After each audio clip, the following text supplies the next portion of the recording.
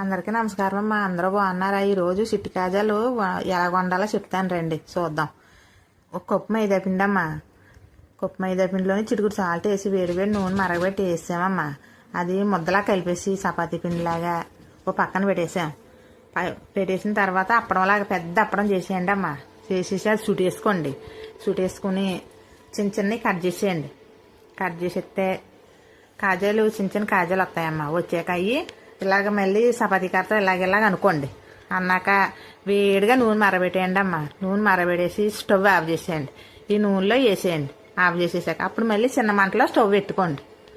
వెలిగించుకొని పెట్టుకున్నాక ఈ కాజాలు అయితే చాలా బాగా వచ్చాయమ్మా.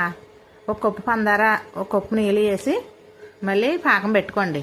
ఈ కాజాలు తీసి అందులో వేసి మళ్ళీ వెంటనే తీసేయండి అమ్మా. మళ్ళీ మెత్తపడిపోతాయి. చాలా టేస్ట్గా ఉన్నాయమ్మా. చాలా బాగా వచ్చాము. మీరు ట్రై చేయండి అమ్మా. ఎలా ఉందో వీడియో నచ్చితేనమ్మా లైక్ చేయండి అమ్మా, షేర్ చేయండి అమ్మా, సబ్స్క్రైబ్ చేయండి అమ్మా. వచ్చేది పండగ కదమ్మా. పిండి వంటలు అన్నీ చేస్తాను. మీరు కామెంట్ చేయండి అమ్మా. మీకు ఏ వంటలు కావాలితే ఆ వంటలు అన్నీ నేను చేసి పెడతానమ్మా.